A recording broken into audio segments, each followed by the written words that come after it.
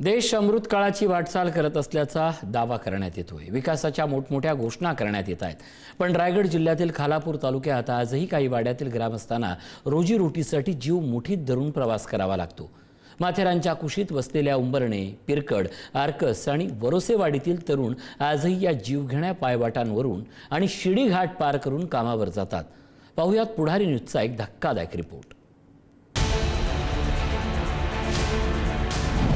हा शिडीवरचा प्रवास नीट पहा। हा कुठलाही ॲडव्हेंचर गेम नसून खालापूरच्या 4 वाडीतल्या तरुणांचा शहराला जोडणारा मार्ग आहे। रायगडच्या राजकारणात मीच सर्वश्रेष्ठ अशी स्पर्धा जोरात सुरू असताना इथल्या तरुणांना आपली शिडी आणि आपलीच वाट म्हणण्याची वेळ आजही येते। रायगड जिल्ह्यातील खालापूर तालुक्यात माथेरानच्या डोंगर रांगांमध्ये वसलेल्या उंबरणेवाडी, पिरकडवाडी, आर्कस आणि वरोसेवाडी स्वातंत्र्याच्या 8 दशकानंतरही या वाड्यातील ग्रामस्थांच्या नशिबी खडतर जीवनच चालय। रस्ता नाही, सुरक्षित दळणवळण नाही, यामुळे रोजीरोटीसाठी गावाबाहेर पडताना प्रत्येक दिवस हा जीवाशी खेळ ठरतोय। या 4ही वाड्यातल्या तरुणांना कामासाठी दररोज 2 ते 2.5 तास डोंगर दऱ्यातून पायी प्रवास करावा लागतो। एका ठिकाणी अरुंद पायवाटेच्या वरून कधीही मोठमोठे दगड कोसळू शकतात, तर दुसऱ्या ठिकाणी शिडीघाट मृत्यूच्या सापळ्यासारखा बनलाय। पावसाळ्यात ही परिस्थिती आणखीन भीषण होते। डोंगर माथ्यावरून वाहणारं पाणी थेट शिडीवर येतं, त्यामुळे पायऱ्या निसरड्या होतात, तर अनेक ठिकाणी दगडही खचलेले आहेत। अशा परिस्थितीत एका चुकीच्या पावलाची किंमत जीव देऊन मोजावी लागू शकते। तरीही कुटुंबाचा उदरनिर्वाह करण्यासाठी रोज सुमारे 50हून अधिक तरुण या जीवघेण्या मार्गाने प्रवास करतात। माथेरान जाण्यासाठी रस्ता एवढा खडतर आहे तर सांगू शकत नाही तुम्हाला। आम्ही 2.5 तास पायवाट करून आता वरती आलोय। सकाळी 6ला निघलोय, आता वाजले तर 7:30, म्हणजे 2 तास झाले आम्हाला वरती आला।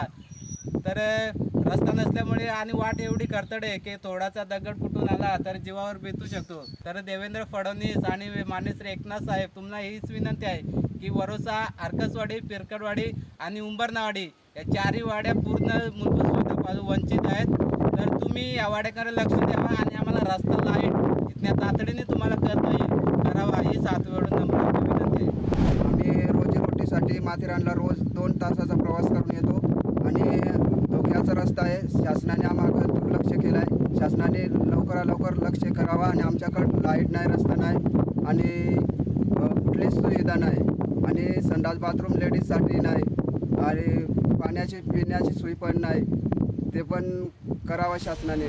स्थानिक ग्रामस्थांच्या म्हणण्यानुसार निवडणुकीच्या काळात लोकप्रतिनिधी या वाड्यांपर्यंत आठवणीनं पोहोचतात, मात्र निवडणूक संपल्यानंतर या भागाकडे कोणीही फिरकत नाही। अनेक वर्षांपासून सुरक्षित रस्ता, पूल किंवा पर्यायी मार्गाची पाहणी करूनही अद्याप कोणतीही ठोस कार्यवाही झाली नसल्याचा आरोप ग्रामस्थांनी केला आहे।